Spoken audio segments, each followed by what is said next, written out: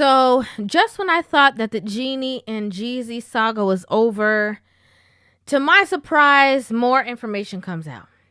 Okay.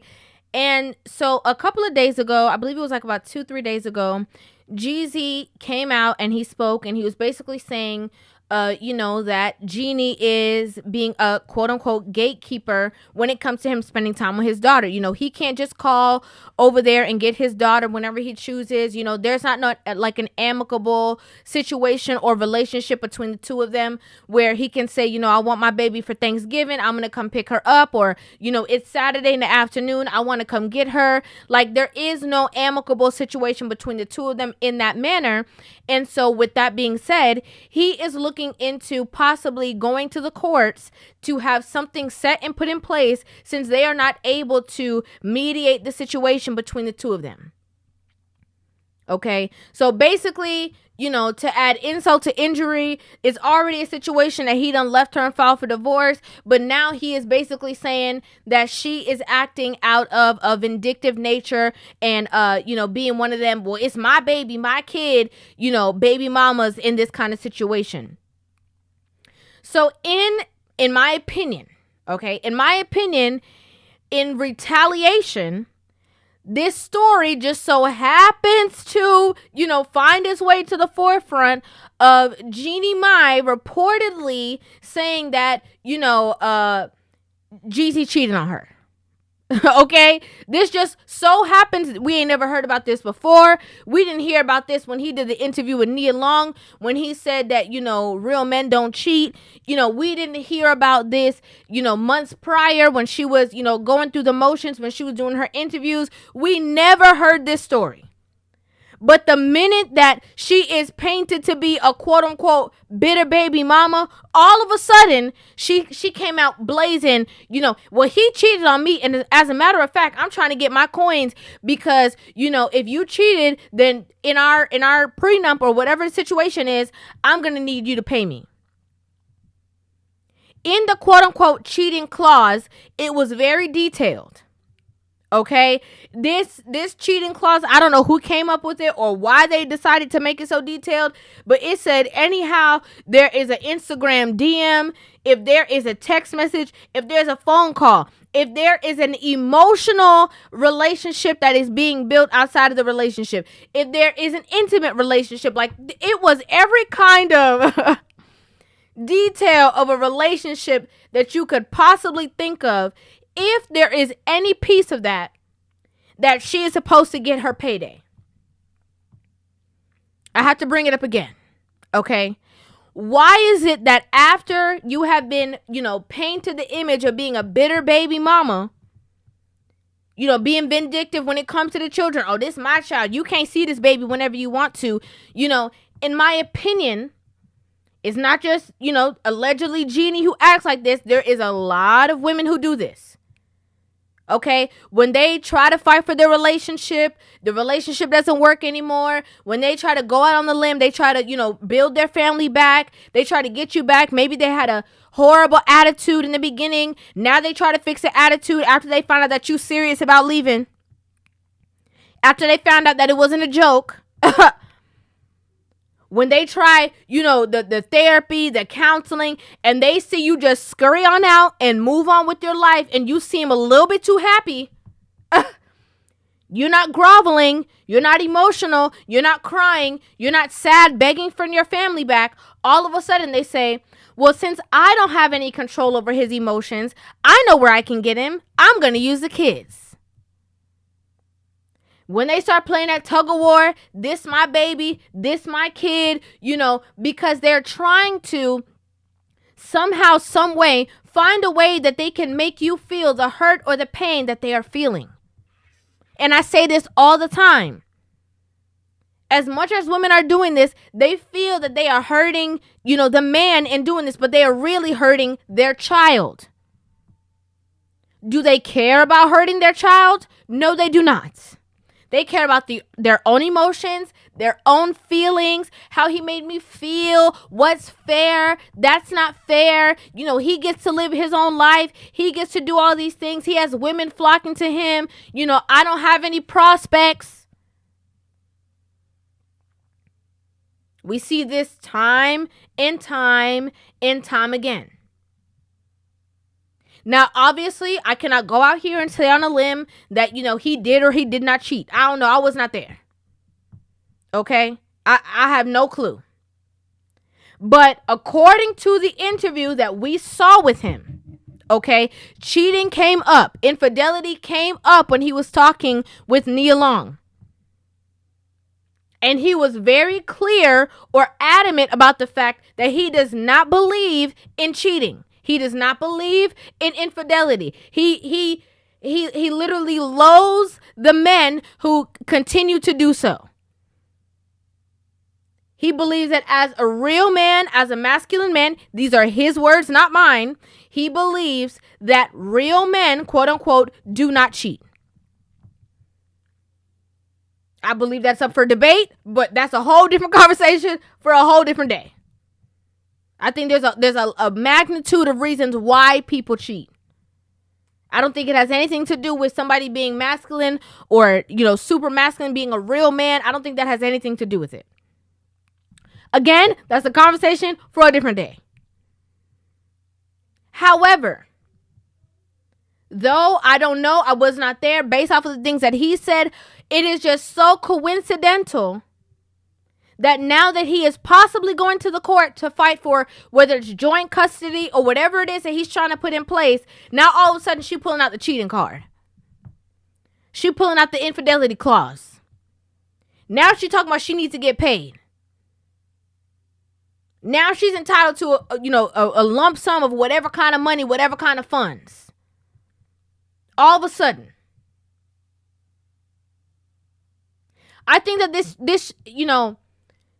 just shows this is how women maneuver. Right? There comes this sense of, I know what I need to work on. I know I have issues. We watched interviews with her before, even before they even had the child, right? She was saying that she had anger issues, and she knew that if she wanted to keep the man, she had to let go of the anger issues. She had to let go of the trauma. She had to let go of the problems. In her words, she was trying to, quote unquote, tame the dragon. And I knew that was from the moment I saw that interview to this point, I knew that was the biggest problem, because there's no such thing as taming the dragon when you should be getting rid of it. Because it's obviously not serving you if you are at risk of losing your family. She then loses her family. She's sad about it. She's not happy about it. She's hurt about it. Now she is, according to these documents, according to what Jeezy said, according to what this says, now she's playing tug of war with the kids. She's trying to, with the baby, she's trying to hurt his feelings. You can't see the baby. This my baby. You got to go through me. You got to go on my timing. It's whenever I feel like you deserve the opportunity to be with your child. And now I'm going to be vindictive. This is something that we see time and time and time again. Quote unquote, fake accountability, fake I'm going to change. Oh, now it gets real. Now I really should try to put my best foot forward. Now I'm sad. Now I'm mad.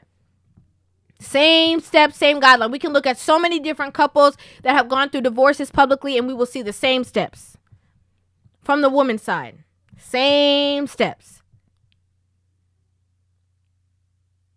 The same humility that it would take to be calm in these situations, to be able to actually be accountable for your actions, actually say, you know what, I'm the one who messed this up. I shouldn't treat you this way, or I shouldn't put our child in the middle because of my actions, because at the end of the day, I'm the one that's to blame for our relationship being split apart, because I knew that I had stuff to work on and I could not meet up to that standard, or I could not work on it. I could not meet you there. That same humility, the reason why we don't see it in a lot of these women who end up in breaking up the relationship, or the relationship does not work, and then they become vindictive. The reason why that is their pattern is because the humility that it would take after the relationship is over is what would have saved the relationship in the midst of it. That same humility that's not there at the end, if it was there in the beginning, would have saved the relationship, would have saved the family, would have kept it together.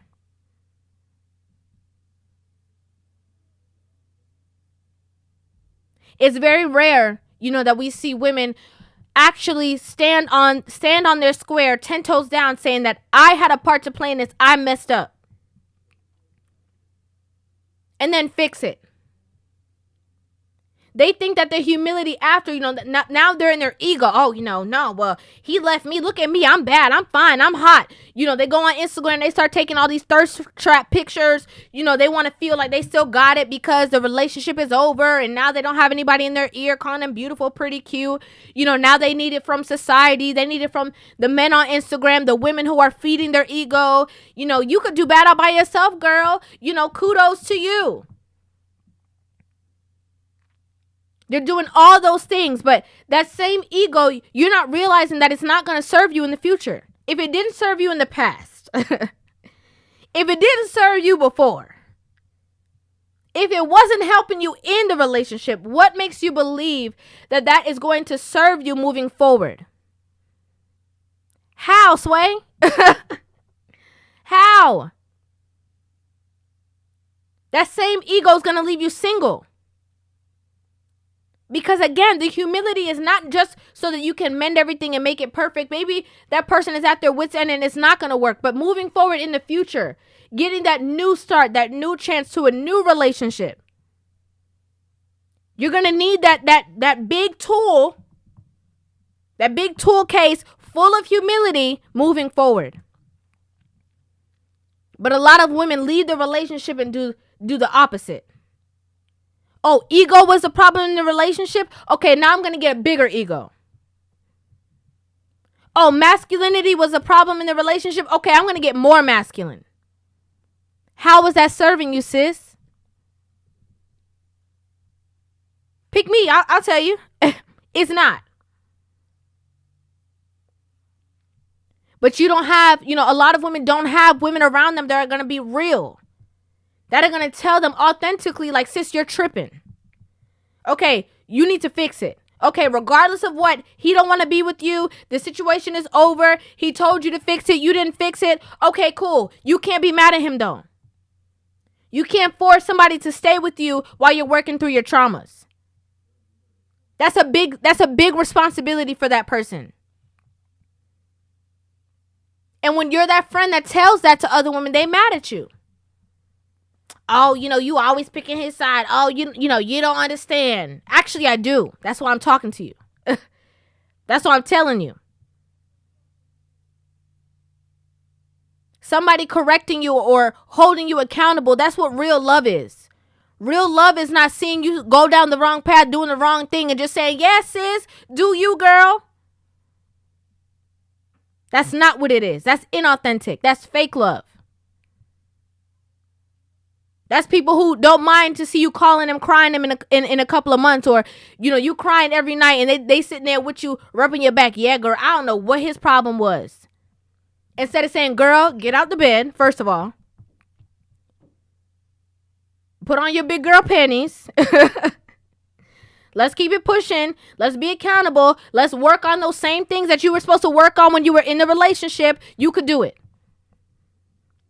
Let's still strive to be your best self. If at first you don't succeed, that's real. Again, I just think it's very ironic that as soon as he said that he can't see his child, all of a sudden she said he's cheating. Okay, that don't make no sense to me. I would like to know you guys' opinions on this video in the comment section down below. I would love to hear you guys' thoughts on this video. Make sure you guys hit that subscribe button and give this video a thumbs up. And I will see you guys in the next one. Love you.